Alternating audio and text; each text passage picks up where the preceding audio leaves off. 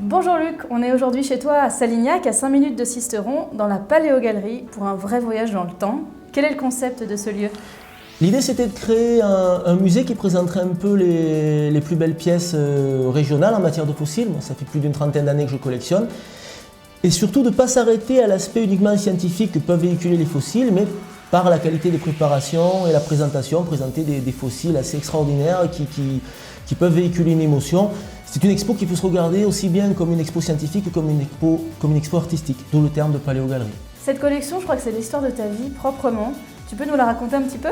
Alors, sans rentrer dans le détail, j'ai commencé à chercher des fossiles quand j'avais 5 ans, comme la plupart des enfants dans les Alpes d'Haute-Provence, puisqu'on est dans une région extraordinaire pour ça, qu'il suffit de sortir de chez soi pour ramasser des petites ammonites.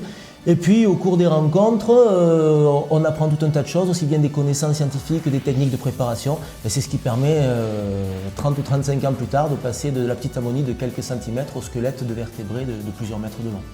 De combien de pièces se compose ta collection? C'est difficile à dire, mais parce que toutes les pièces ne sont pas la même taille, mais quelques milliers certainement. D'accord. Comment tu fais pour transmettre tes connaissances aux gens qui viennent ici? C'est aussi le but du musée, de sortir de l'aspect, on va dire, visite pure et dure, mais d'avoir tout un tas d'activités ludiques et pédagogiques autour des grosses pièces. On a aussi tout un tas de fossiles qui permettent aux gens de comprendre un peu le métier, c'est-à-dire comment on les trouve, comment on les prépare, comment on les nettoie, tout ce genre de choses. Quelle est la réaction des gens quand ils sortent d'ici?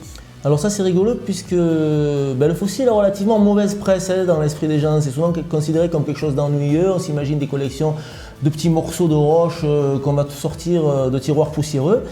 Et donc en fait les gens bien souvent viennent pour mener les enfants. Et puis quand ils sont ici, ils s'aperçoivent qu'en fait ils sont devant des pièces qui par leur taille, par leur qualité de présentation, par la préparation, sortent complètement de ce qu'ils imaginaient. Et en général les gens sont ravis. C'est ce qui permet en fait au musée de tourner, puisqu'on est un peu loin de tout, mais on fonctionne beaucoup maintenant avec le bouche à oreille. Ouais, c'est ça, moi je dirais qu'on sort émerveillé et plus intelligent en plus. Si vous avez trouvé, c'est très bien, c'est le but. Bon, on retrouve toutes les infos sur la page Facebook de la Paléogalerie. Je te remercie beaucoup pour ton accueil et je vous dis à très bientôt ici dans les Alpes de Haute-Provence.